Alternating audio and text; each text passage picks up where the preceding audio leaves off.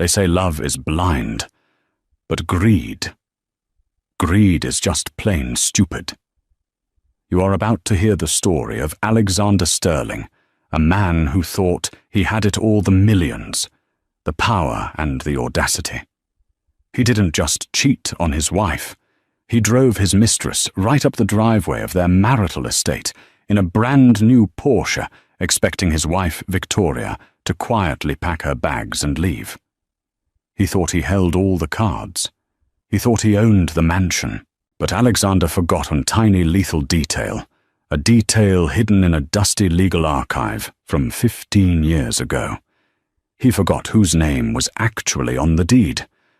Buckle up, because the revenge you're about to witness is colder than ice and sweeter than victory. The gravel crunched under the tires of the Miami blue Porsche 911 GT3, a sound that usually signaled Alexander was home early from the firm. But from the second-floor balcony of the master suite, Victoria Sterling knew something was wrong. Alexander never came home at 2:00 p.m. on a Tuesday. He was a man of rigid schedules, a creature of corporate habit, who treated time like a commodity he couldn't afford to waste. Victoria tightened the silk belt of her dressing gown. She wasn't dressed for company. She had spent the morning reviewing the charitable trust documents for the Sterling Foundation, a headache of paperwork that Alexander usually insisted he handled, though Victoria did the actual reading. She watched as the car door opened. Alexander stepped out, looking every bit the tech mogul he was. Custom navy suit, sunglasses that cost more than most people's rent, and that arrogant jawline that had once charmed her, but now just looked sharp enough to cut glass. But he didn't walk to the front door. He walked to the passenger side. Victoria's breath hitched in her throat. She watched him open the door with a flourish, a smile plastered on his face that she hadn't seen directed at her in 5 years. Out stepped a woman. She was young, perhaps 24, with hair the color of spun gold, and a dress that was far too short for a Tuesday afternoon in Connecticut. Victoria didn't scream. She didn't cry. She felt a strange, cold sensation wash over her, like she had just swallowed an ice cube whole. She stepped back from the window, smoothed her hair, and walked downstairs. By the time she reached the grand foyer, the front door was swinging open. Alexander didn't even use his key. He just barged in, his laughter echoing off the marble floors. "And this," Alexander's voice boomed, "is the Great Hall. Italian marble imported. I had it flown in 3 years ago. It's huge." The girl cooed, her voice high and breathy. She was clinging to his arm like a designer accessory. Victoria stood at the base of the staircase, her hand resting lightly on the banister. "Alexander." The laughter stopped abruptly. Alexander looked up, his expression shifting from pride to annoyance, as if he had found a stain on his favorite shirt. "Victoria," he said, his tone flat. "I didn't think you'd be here. I thought Tuesday was your spa day." "It's Wednesday, Alexander," she said calmly. Her eyes shifted to the girl. "And who is this?" Alexander straightened his jacket. He didn't look guilty. That was the thing about Alexander. He had moved past guilt years ago. He looked empowered.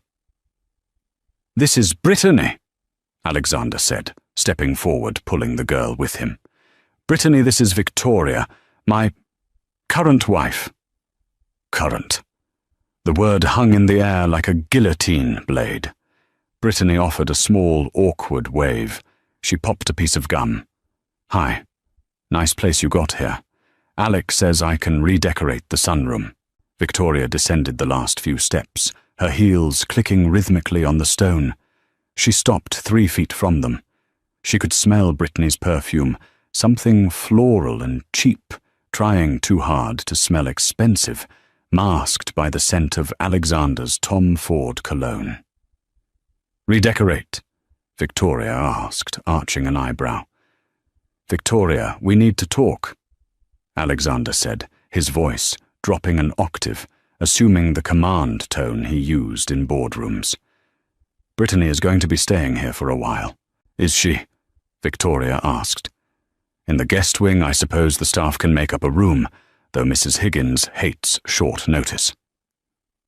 "No," Alexander said, a cruel smirk playing on his lips. "Not the guest wing. She'll be staying in the master suite. With me." The silence that followed was deafening. Even Brittany looked slightly uncomfortable, shifting her weight from one stiletto to the other. "I see," Victoria said. She didn't blink. "And where exactly do you propose I stay?" "The pool house is comfortable," Alexander said, waving a hand dismissively. "It's fully furnished. It has a kitchenette. It's perfect for you. Look, Victoria, let's not make this difficult. We both knew this marriage was a corpse walking for years. I've just finally decided to bury it. My lawyers are drafting the papers as we speak, but until everything is finalized, Brittany lives here. This is my house, after all." Victoria looked at him, really looked at him. She saw the grey hairs he dyed brown. She saw the stress lines around his eyes from the lawsuits he tried to hide from her. She saw a man who thought power was something you took, not something you earned. "Your house," Victoria repeated softly. "My house," he emphasized. "I paid for the renovations. I pay the mortgage. I pay the staff. So be a good girl, pack your things, and head to the pool house. We can discuss the settlement numbers in the morning. I'm thinking generous. Maybe enough for a condo in Florida." He turned his back on her, guiding Brittany toward the living room. "Come on, babe, let me show you the wine cellar. I have a 1982 Bordeaux you're going to die for." Victoria watched them walk away. She stood alone in the foyer of the home she had found, the home she had restored, the home she had loved. She reached into the pocket of her dressing gown and pulled out her phone. She didn't call her mother. She didn't call a friend. She dialed a number she had memorized 10 years ago. "Hayden Toe," she said, when the line connected. "It's happening. He's triggered the clause." On the other end of the line, Hayden Ford, no, not the actor, but the most shark-like estate attorney in the tri-state area, chuckled darkly. "I'll have the file on your desk in an hour, Mrs. Sterling. Shall I bring the eviction notice, or do you want to savor this?" "Bring everything," Victoria whispered, her eyes hardening. He moved her into the master bedroom. "Oh," Hayden said, his voice dropping. "That was a mistake. I'll see you at 6 o'clock. By 6 o'clock, the atmosphere in the Sterling mansion was toxic enough to kill small plants. Alexander had ordered a catering team to prepare a welcome dinner, ostensibly for Brittany, but Victoria knew it was a power move. He wanted to flaunt his new life in her face, in her dining room at her table. Victoria had spent the afternoon not packing, but dressing. She chose a black dress, Armani vintage, severe. It was a dress you wore to a funeral or to an execution. When she walked into the dining room, Alexander and Brittany were already seated. Brittany was wearing a napkin tucked into her shirt collar like a bib. Alexander was pouring wine, his face flushed with the arrogance of a man who believes he has won. "You're still here?" Alexander asked, looking up, as Victoria took her usual seat at the head of the table. "I thought I told you to go to the pool house. This is a private dinner." "It's my dining table, Alexander," Victoria said smoothly, unfolding her napkin. "And Mrs. Higgins made her roast duck. I never miss the roast duck." Brittany looked at Alexander. "Babe, you said she was leaving." "She is leaving."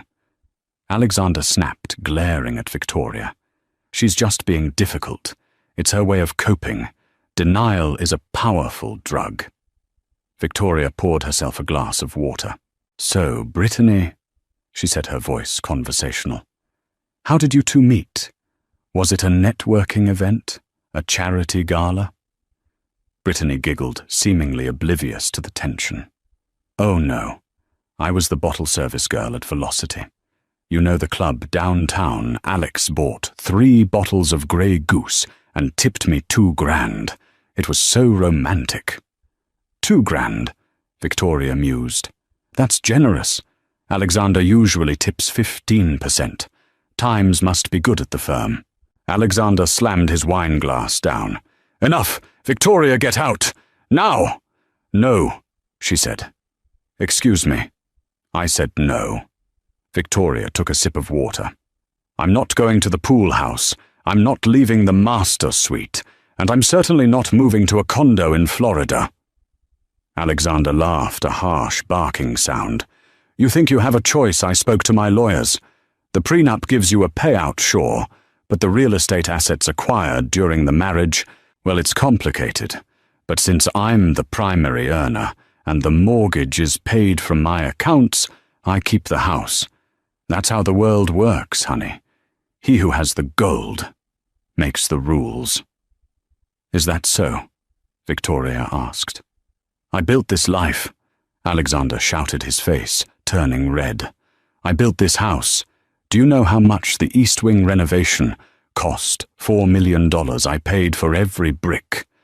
You paid for the bricks, Victoria corrected gently. But you didn't pay for the land. Alexander paused. What are you talking about? It's 5 acres in Greenwich. Of course I paid for the land. No, Victoria said. You didn't? Just then the doorbell rang. It was a sharp, authoritative ring. Who is that? Alexander demanded. If it's one of your crying friends. It's not a friend, Victoria said, standing up. It's Hayden. Alexander rolled his eyes. Your family lawyer, that old fossil. What's he going to do? Lecture me on morality. Victoria walked to the dining room doors. She turned back, looking at Brittany, then at Alexander. Actually, he's not here to lecture you. He's here to evict you. She opened the doors and Hayden walked in. He was a man of 60, silver-haired, wearing a suit that cost more than Alexander's car. He carried a thick leather briefcase. He didn't look at Alexander. He looked at the room, nodded approvingly, and set the briefcase on the sideboard. Good evening, Mr. Sterling. Hayden said, his voice like gravel. Ms. Brittany, was it? What the hell is this? Alexander stood up, knocking his chair over. Get out of my house. Hayden opened the briefcase and pulled out a single yellow document encased in a protective plastic sleeve. He slid it across the long mahogany table. It stopped perfectly in front of Alexander. Mr. Sterling, Hayden said, you seem to be laboring under a significant misapprehension regarding the ownership of Blackwood Estate. You see, when you and Victoria married, you were, as I recall, cash poor, but asset rich, in potential only. I made millions, Alexander spat. Later, Hayden corrected. You made millions later. But 15 years ago, when you wanted to buy this fixer-upper to impress your investors, you didn't have the credit score to secure the loan for the land. Do you remember who did? Alexander looked down at the document. It was a deed of trust. Victoria's grandmother, Hayden said. Eleanor Blackwood. She bought the land. Cash.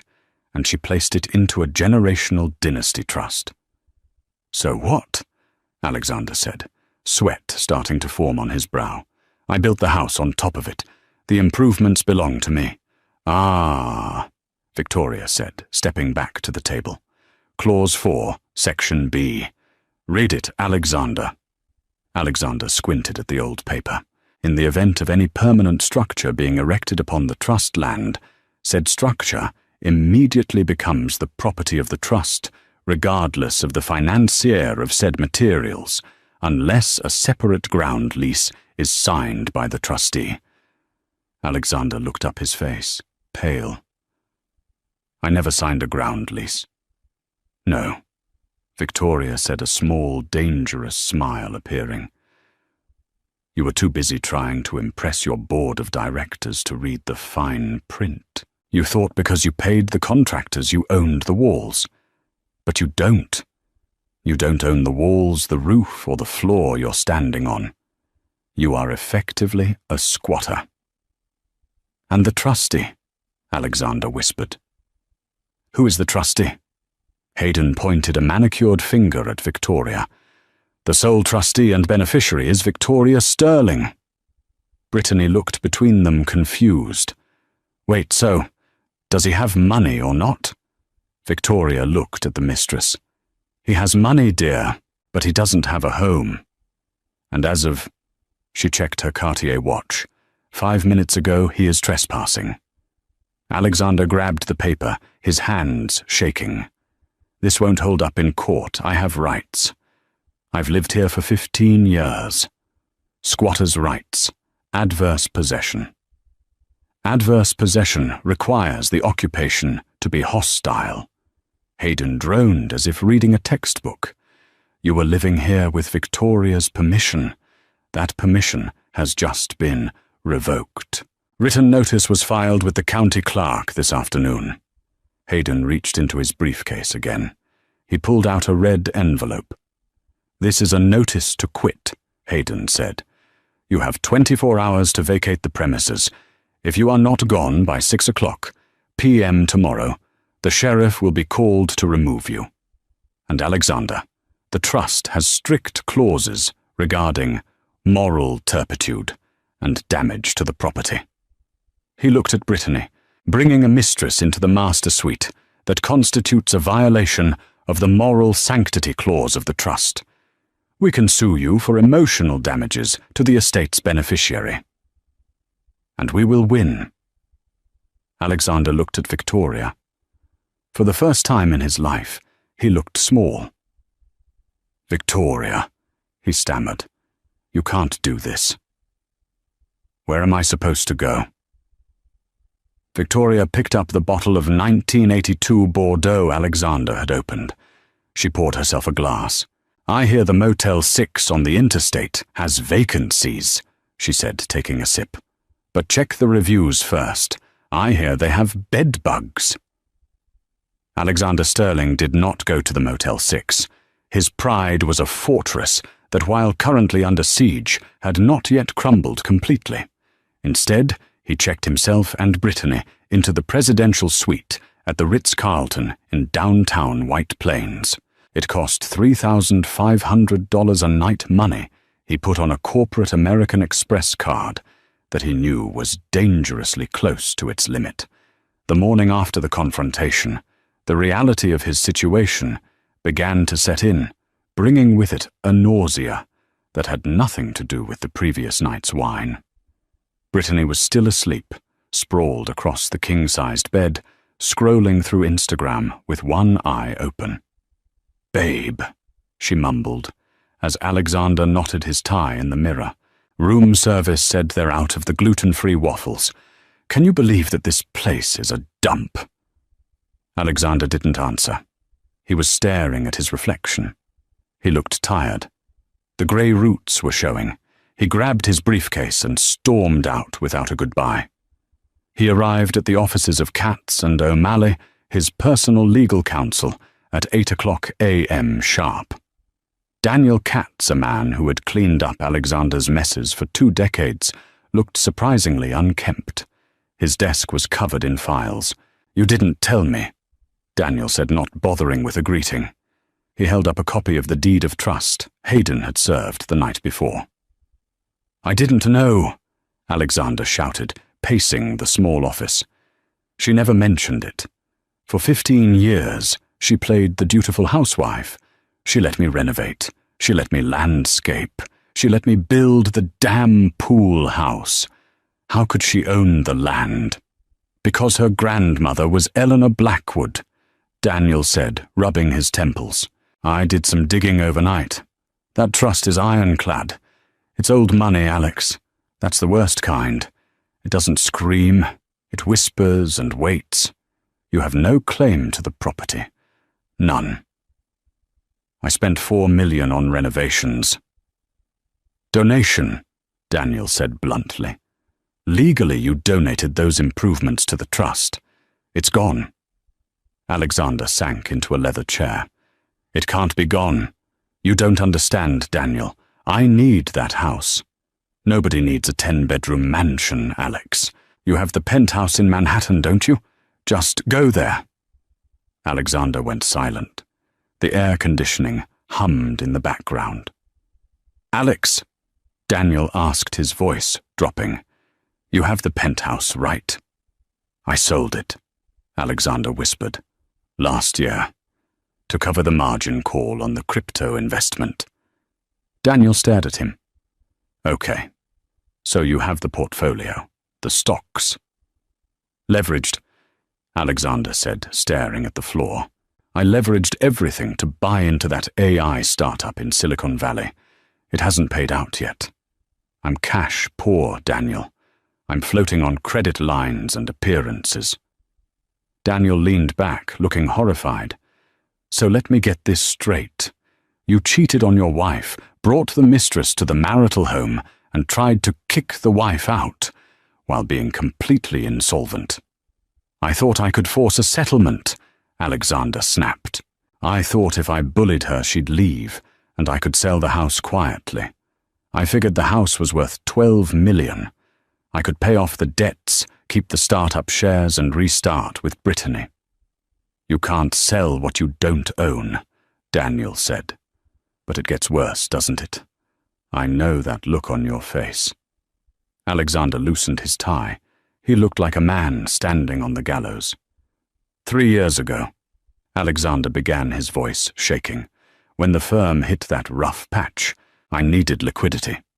Fast. I took out a second mortgage on the estate, a private equity loan, $5 million. Daniel's face went pale. You can't take a mortgage on a property you don't own. I acted as if I owned it, Alexander said. The bank asked for spousal consent because her name was loosely associated with the address in the public records. And I signed it. The room went deathly silent. You signed Victoria's name. Daniel asked, his voice a whisper. I forged it, Alexander admitted. I have a guy. He notarized it. It looked perfect. I thought I'd pay it back before she ever knew. But the interest rates spiked, and the startup hasn't IPO'd yet. Daniel Katz stood up and walked to the window. He looked out at the city below. Alex, get out. What? Get out of my office. You didn't just lose your house. You committed bank fraud, wire fraud, and forgery. If Victoria asserts her title, the bank will realize their lien is invalid because the owner never signed for it. They will investigate. They will find the forgery. You are going to prison. You're my lawyer. Fix it. I'm a corporate attorney, not a magician, Daniel yelled, turning around. There is no fixing this unless... Unless what? Alexander begged. Unless you can convince Victoria to ratify the loan. Daniel said, his eyes cold. If she signs a document saying she authorized you to sign for her back, then you're safe from jail. You'll still lose the house, but you won't wear orange. But considering you just moved your mistress into her bedroom, good luck with that. Alexander grabbed his briefcase. He had 12 hours left on the eviction notice. He had to get to Victoria. He had to beg, lie, or threaten. He had to get that signature. Back at the mansion, Victoria was not sitting idly. She was in the library, surrounded by 3 people, Hayden, a forensic accountant named Stella, and the chief of police, Chief Miller, who happened to be an old friend of her father's. The eviction notice expires at 6:00 p.m., Hayden said, checking his pocket watch. But we have a more pressing issue. Stella the accountant slid a tablet across the desk. Victoria, in reviewing the household accounts to separate the assets, I found a discrepancy. There's a recurring payment of $35,000 a month to a shell company in the Caymans. It's labeled consulting fees in Alexander's ledger, but it's actually servicing a debt. What kind of debt? Victoria asked. A loan, Stella said. Secured against this address. The lender is a shadow bank called Apex Capital. Victoria frowned. He couldn't have secured a loan against the house. He doesn't have the deed. And I never signed anything? Hayden cleared his throat. That's what I feared. Victoria, he likely forged your signature. It's the only way the paperwork would clear the underwriters. Victoria sat back in the heavy oak chair. The betrayal wasn't just emotional anymore. It was financial criminal. It was total. She felt a flash of anger, so hot it almost made her dizzy, but she forced it down, compressing it into cold resolve. If he forged my signature, Victoria said slowly, and I expose it, he goes to federal prison. Chief Miller finished taking a sip of coffee. For a long time, it's grand larceny and fraud. He'll be coming back, Victoria said, realizing the pattern. He's smart enough to know that if I reclaim the title publicly, the bank invalidates his loan. He's exposed. He's not coming back for his clothes, Hayden. He's coming back to cover his tracks. We'll have a patrol car at the gate, Chief Miller said. No, Victoria said, standing up. She walked to the window where she had first seen Brittany get out of the car. Let him in. Tell the guards to open the gates. Victoria, that's dangerous, Hayden warned. I need him to admit it, Victoria said. I need him to say it to my face. I want to know exactly how little I meant to him.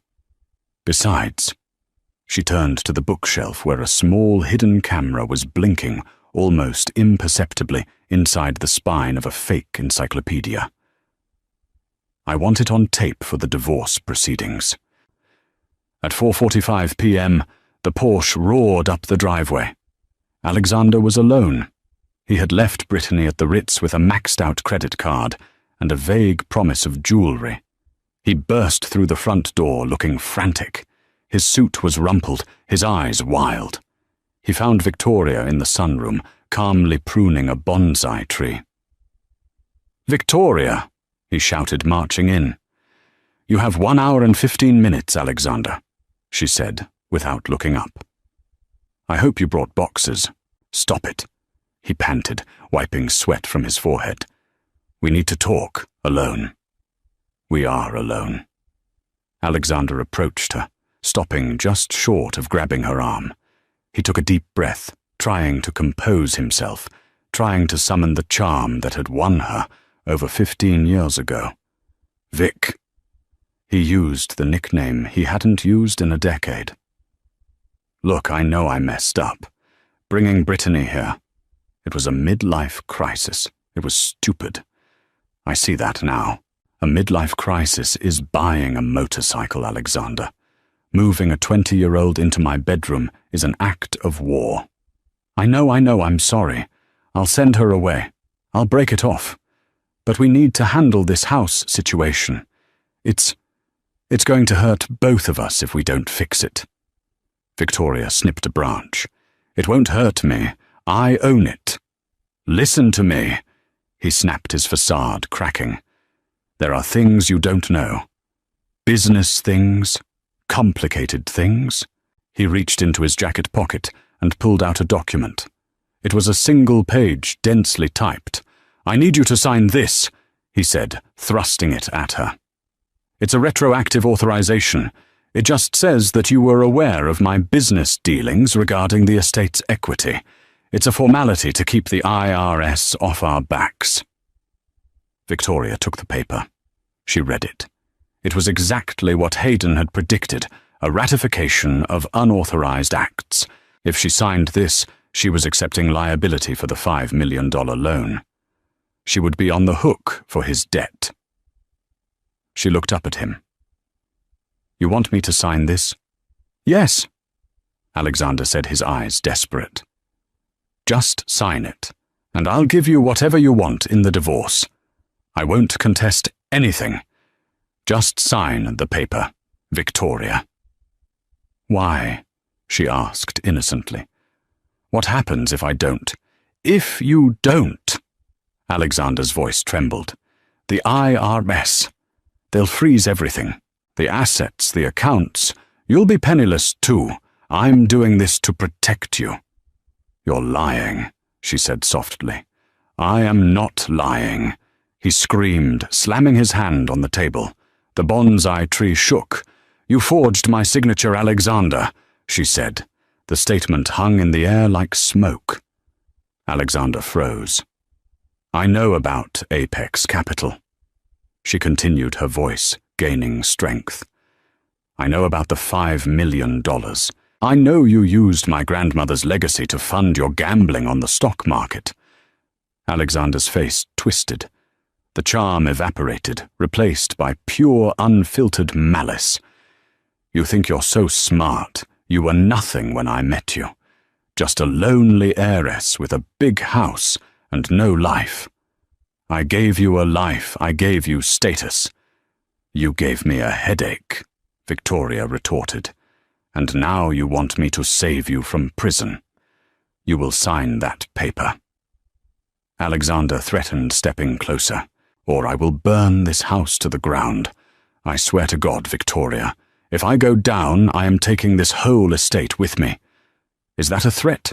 It's a promise." He lunged for her, grabbing her wrist, trying to force the pen into her hand. "Sign it. Get your hands off her." The voice boomed from the doorway. Alexander spun around to see Chief Miller standing there, 2 uniformed officers behind him. Hayden stepped out from behind the heavy velvet curtains of the adjacent room. Alexander dropped Victoria's hand. He looked at the police, then at the document on the floor, then at Victoria. "You set me up," he whispered. "You set yourself up, Alexander," Victoria said, rubbing her wrist. 15 years ago, when you decided you were smarter than everyone else." Chief Miller stepped forward, handcuffs clinking at his belt. "Alexander Sterling, you are under arrest for fraud, forgery, and domestic assault. Turn around and place your hands behind your back." Alexander backed away, bumping into the glass table. "No. No, you can't. I'm Alexander Sterling. Do you know who I am?" "Yeah," Chief Miller said, snapping the cuffs on. "You're the guy who trespasses on the Blackwood estate." As they dragged him out, Alexander screamed back at her. "Brittany won't leave. She knows things you haven't won yet. Victoria, you haven't won." Victoria watched the police car lights flash red and blue against the manicured hedges. The house was quiet again. Hayden walked up beside her. "Well, that was dramatic. He mentioned Brittany." Victoria said, her brow furrowing. "He said she knows things, and that she won't leave. She's at the Ritz, isn't she?" "For now," Victoria said. "But Alexander is a narcissist. He doesn't keep secrets. He keeps leverage. If Brittany knows something, it's something he planned to use against me." Victoria picked up the ratification document from the floor and tore it in half. "Hayden," she said, "get the car. We're going to the Ritz-Carlton. I think it's time I had a girl-to-girl chat with the Mistress." The lobby of the Ritz-Carlton was a study in hushed opulence, a stark contrast to the chaotic scene Victoria had just left at the mansion. Crystal chandeliers cast a warm glow over velvet armchairs where businessmen whispered over scotch. Victoria walked through the revolving doors, Hayden trailing a step behind her like a silent bodyguard. She didn't ask the concierge for the room number. She didn't need to. She simply texted Alexander's phone, which she knew the police had confiscated, and checked the shared cloud account she still had access to. The "Find My Device" feature for his iPad, which Brittany had been clutching earlier, pinged from the penthouse suite on the 42nd floor. "Wait here," Victoria told Hayden near the elevators. "If I'm not down in 20 minutes, send security." Victoria, she could be volatile, Hayden warned, shifting his briefcase. "She's a 24-year-old girl who just found out her sugar daddy is bankrupt," Victoria said, adjusting her gloves. "She's not volatile. She's terrified." Victoria took the elevator up. The doors slid open to a private hallway. She could hear the sobbing before she even knocked. It wasn't the polite crying of someone who lost a contest. It was the raw, panicked wailing of someone who had just realized the floor was made of trapdoors. Victoria knocked firmly. "Go away!" Brittany's voice came through the heavy oak door. "Room service is cut off, I get it." "It's Victoria Sterling," she announced calmly. "Open the door, Brittany, or I'll have the hotel management open it, and I imagine they'll be less polite about the bill Alexander didn't pay." A moment of silence, then the sound of a chain sliding. The door opened a crack. Brittany stood there, mascara running down her cheeks, wearing a fluffy hotel robe that looked 3 sizes too big. She looked younger now, stripped of the arrogance and the expensive dress. "What do you want?" Brittany sniffled. "Did you come to gloat? I came to offer you a lifeboat," Victoria said, pushing the door open gently but firmly and stepping inside. The suite was a disaster. Clothes were strewn everywhere. Shopping bags from Gucci Prada and Saint Laurent were overturned on the floor. It looked like a frantic attempt to pack that had turned into a breakdown. "He's in jail, isn't he?" Brittany asked, collapsing onto the edge of the unmade bed. "I saw the news alerts on his iPad. Fraud. Forgery." "He is," Victoria confirmed, standing in the center of the room. She refused to sit. "And since his assets are frozen, that means this room isn't paid for. Neither are those clothes, presumably. The hotel security will be up here within the hour to escort you out. And since the credit card on file is Alexander's, and it's now evidence in a federal investigation, they might hold you for theft of services." Brittany's eyes went wide. "Theft, I didn't steal anything. He gave me the card." "Try explaining that to the police when they're already processing him for grand larceny," Victoria said coldly. "You're an accessory, Brittany. You're the beneficiary of stolen funds. The prosecutor will eat you alive just to get to Alexander." Brittany burst into fresh tears. "I didn't know he told me he was rich. He told me he invented some A&R algorithm. I wanted to get out of debt. I have student loans. My mum is sick." Victoria watched her. It was pathetic, but there was a ring of truth to it. Alexander preyed on vulnerability. He liked to be the savior because it made it easier to be the master. "I can help you," Victoria said. Brittany looked up. "Why would you help me? I slept with your husband. I tried to kick you out of your house." "Because I don't care about you, Brittany. You're irrelevant to me. But you have something I need." "I don't have anything," Brittany wept. "Just these clothes." "Alexander said you knew things," Victoria said, stepping closer. "He said you had leverage. What did he mean?" Brittany bit her lip, looking away.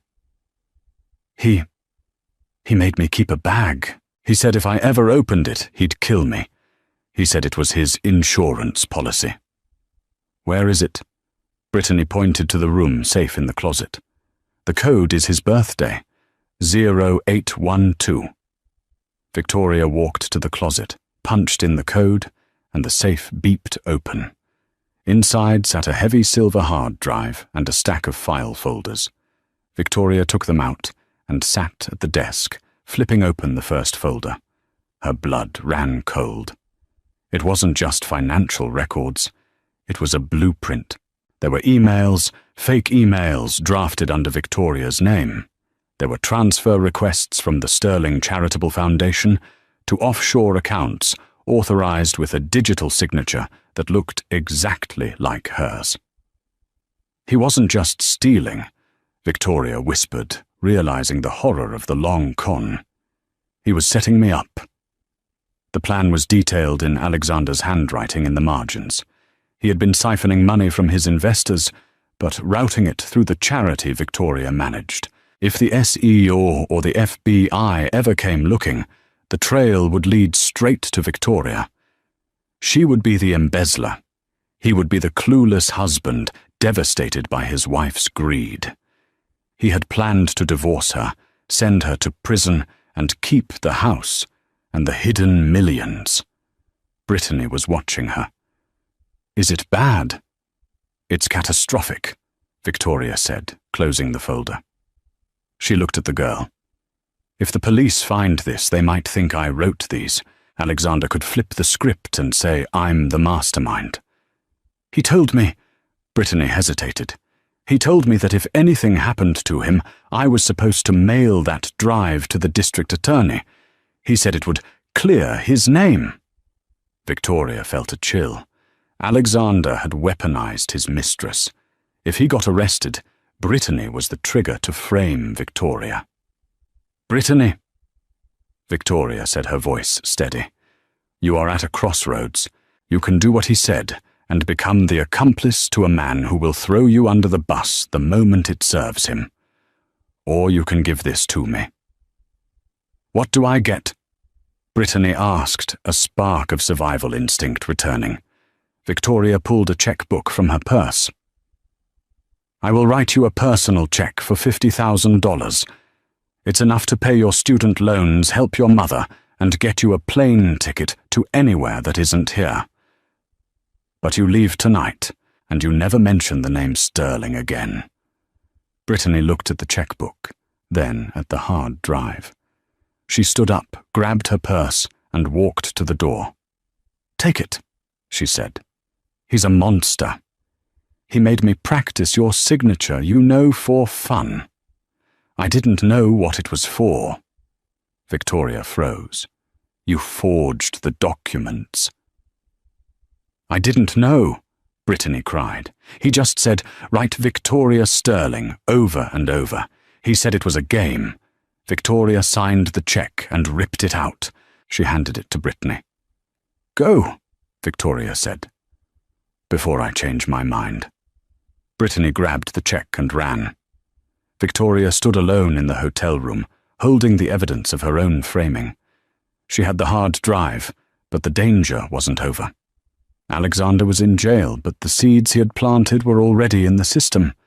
She needed to kill the weeds before they choked her. The Westchester County Correctional Facility was a far cry from the country club, but Alexander Sterling was adapting.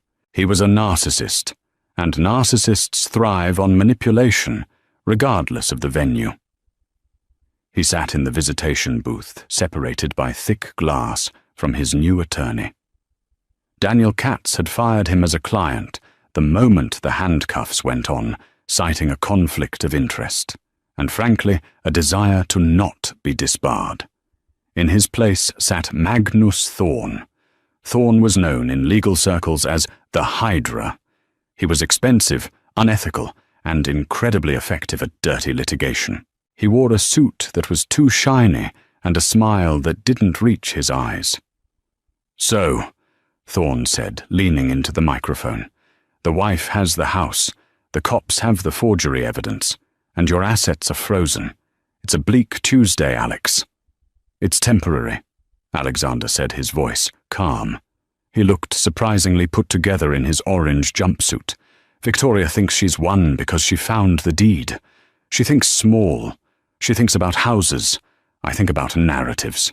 The narrative right now is that you're a fraudster who stole from his wife," Thorne noted. "Change it," Alexander commanded. "Launch the countersuit." Thorne raised an eyebrow.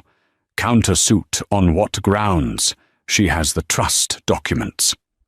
"Not about the house," Alexander hissed. "About the foundation, the Sterling Foundation." Thorne paused. "Go on."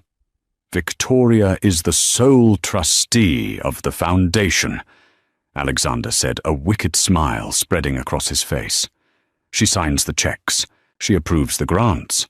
For the last 3 years, $5 million has gone missing from that foundation.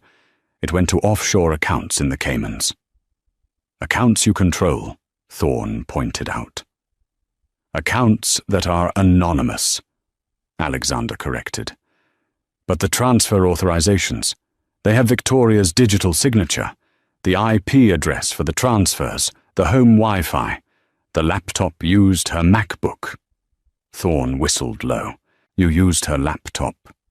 "While she was sleeping," Alexander bragged. I installed a remote access Trojan. I did the transfers from my phone, but it looked like it came from her machine. If we tip off the FB, they won't look at me for the bank fraud. They'll look at her for charity embezzlement. And here's the kicker, I'll cut a deal. I'll testify against her. I'll say she forced me to take out the loans to cover her theft. You want to frame the victim, Thorne said, looking impressed. That's dark, Alex, even for me. It's survival, Alexander said. If she goes down, the trust assets are seized by the government to pay back the victims. The house gets auctioned. If I can't have it, nobody can. Plus, if I turn state's evidence, I get probation. She gets 10 years. And the mistress? Thorne asked. Brittany. She's a loose end, Alexander said dismissively. She has a hard drive. I told her to send it to the DA if I got arrested. It contains the proof of Victoria's guilt. Fake emails, the works. If Brittany does her job, Victoria will be in handcuffs by dinner time.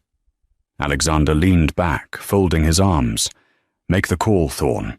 Leak it to the press first. Socialite charity scandal. Poison the jury pool before she even knows she's a suspect. 3 hours later, Victoria was sitting in her library with Hayden and Stella, the forensic accountant. They were combing through the hard drive Brittany had surrendered.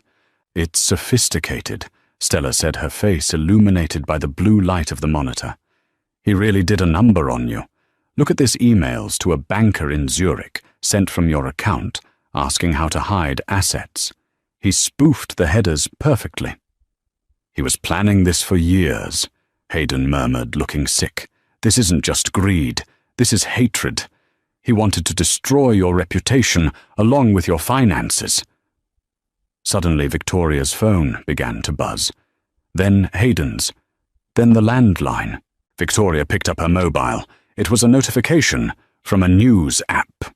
Breaking news. Sterling charity scandal. Wife of disgraced mogul accused of embezzling millions from orphanage fund. Victoria tapped the link. Her face was plastered on the screen, a photo from a gala 3 years ago. The headline was brutal. Anonymous sources, Thorne claimed that Alexander Sterling's arrest was actually a cover for a larger investigation into Victoria Sterling's massive theft. He did it, Victoria whispered, dropping the phone. He flipped the narrative. Outside the mansion, a new sound emerged. Not the quiet crunch of a single car, but the roar of engines. Victoria walked to the window. News vans were lining up at the gate, and behind them, moving with the heavy authority of the government, were 3 black SUVs with federal plates. The FBI, Hayden said, standing up. They're here for the records, and probably for you. They think I did it, Victoria realized. He timed it. He knew Brittany would have the drive, but he didn't know I would intercept it. He launched the press attack to force the FBI's hand. We have the hard drive, Stella said. It proves he set you up. Does it? Hayden asked grimly. Or does it just look like a hard drive you possess full of incriminating evidence against yourself? If we hand this over now, it looks like we're trying to hide it. The doorbell rang. It was the heavy, insistent ring of law enforcement. Victoria looked at the hard drive. It was the only thing that could save her, but right now it looked like a smoking gun. Hide it, Victoria ordered Stella. What? If they find it, they won't believe us yet. They're here to raid. Stella, take the drive and go out the servants' entrance. Get it to an independent forensic cybersecurity firm. I need proof that those files were created by him, not me. I need metadata analysis. I need timestamps that prove I was elsewhere when those files were made. Victoria, you can't face them alone, Hayden said. I have to buy us time, Victoria said, smoothing her dress. She looked in the mirror. She didn't look like a victim. She looked like a Blackwood. Let them in, Hayden, she said. And call the press agent. If Alexander wants a war in the media, we're going to give him one. But first, I have to survive the night without getting arrested. The front doors burst open. Agents in windbreakers with FBI in yellow letters poured into the foyer, guns drawn low. "Victoria Sterling," an agent shouted. "Step away from the desk. Keep your hands where we can see them." Victoria stood at the top of the stairs, looking down at them with imperious calm. "Good evening, gentlemen," she said, her voice echoing in the great hall. "I believe you have the wrong Sterling. But since you are here, perhaps you can help me find the $5 million my husband stole." The courtroom was packed. This wasn't just a divorce hearing anymore. It was the socialite trial of the decade. Alexander sat at the defense table looking smug. He had traded his orange jumpsuit for a sharp charcoal suit provided by Magnus Thorne. Across the aisle, Victoria sat with Hayden, her expression unreadable. The prosecution, led by a relentless AUSA named Robert Vance, had spent 2 days presenting the evidence Alexander had planted, the digital signatures, the offshore transfers, and the spoofed emails. To the jury, it looked like Victoria was a cold-hearted thief who had used her charity as a personal piggy bank. "The government calls Alexander Sterling to the stand," Vance announced. Alexander took the stand with the grace of a seasoned performer. He played the betrayed husband to perfection. "I wanted to believe in her," Alexander told the jury, his voice cracking artistically. "When I saw the irregularities, I tried to cover for her. I took out those loans on the house just to put the money back into the charity so the orphans wouldn't suffer. I broke the law, but I did it for love." A few jurors actually wiped away tears. Magnus Thorne smirked at Hayden. It was a masterclass in gaslighting. "Your witness," Vance said. Hayden stood up, but he didn't go to the lectern. He stayed at his seat. "The defense calls a rebuttal witness before we cross-examine Mr. Sterling. We call David Wu." Alexander's smirk vanished. David Wu was the lead forensic analyst at the cybersecurity firm where Stella had taken the hard drive. David Wu walked to the stand and opened a laptop which was mirrored onto the large screens in the courtroom.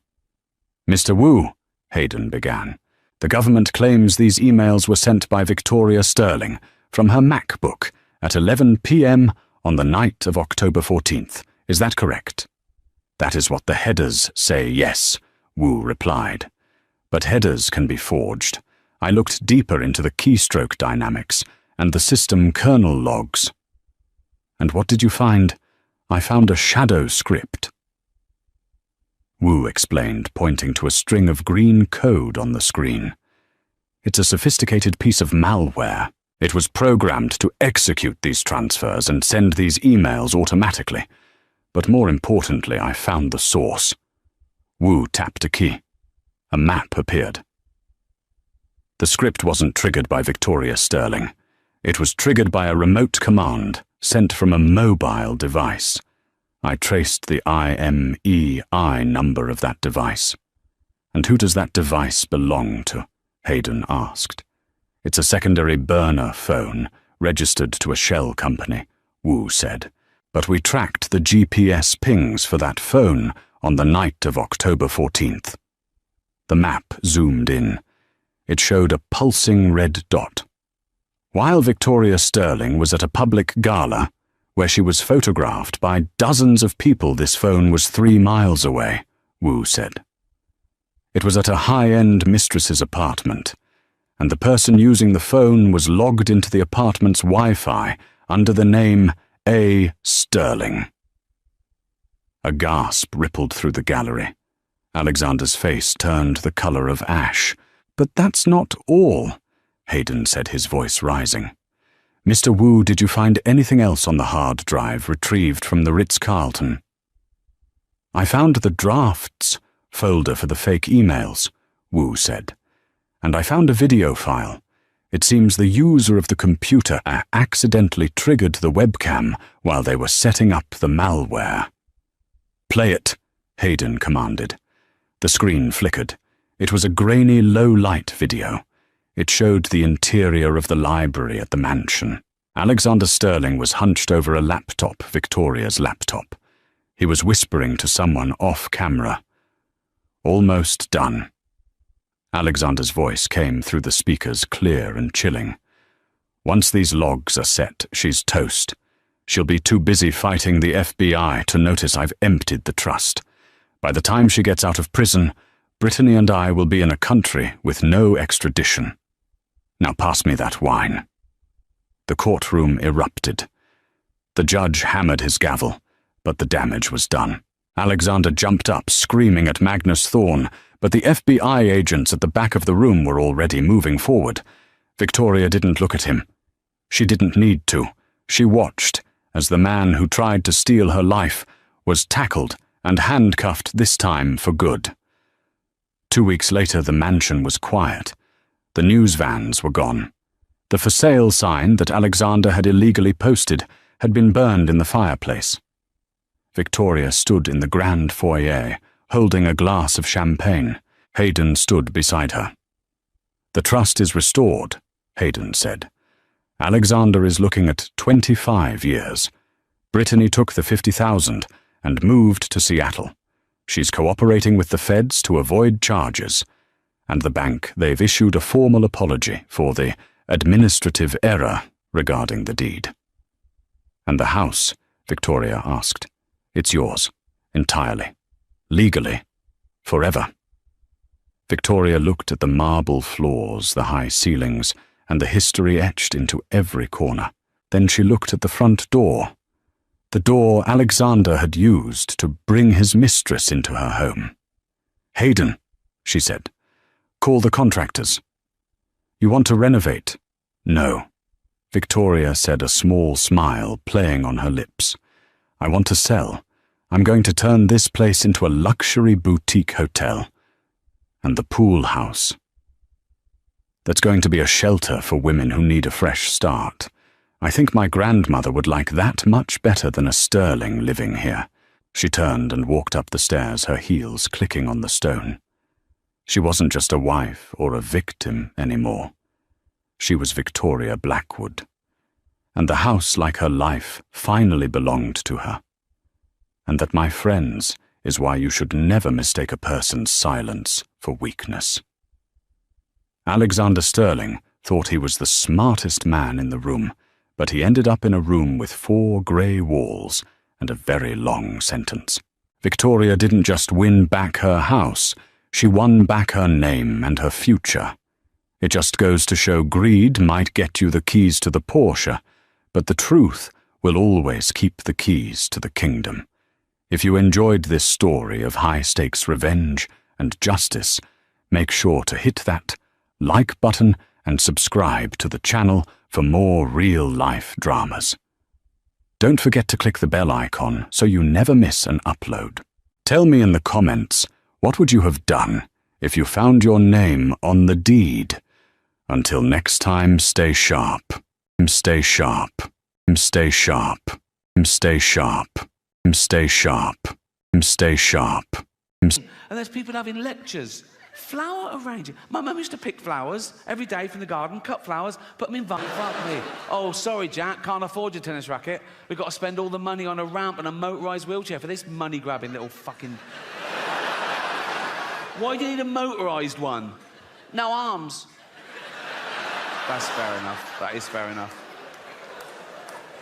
I can tell some of you feel a bit uncomfortable laughing at little Timmy, who's a little 6-year-old lad. He's got a funny little voice because his chest is all fucked. Got no arms, no legs, just like stumps, right? But let me tell you something about Timmy to make you feel better about yourselves. He's a fucking racist. Yes. Horrible little shit, he is. You little fucking bigot. You disgusting little fucking racist, you racist scum, you filthy little fucking, you fascist, you fucking, you disgust me.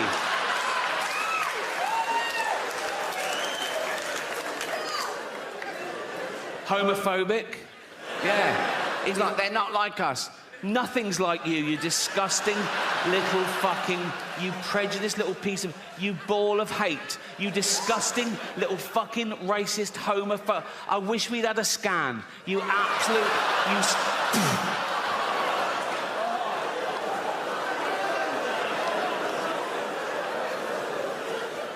misogynist. If he could, he'd rape. There's your little Timmy.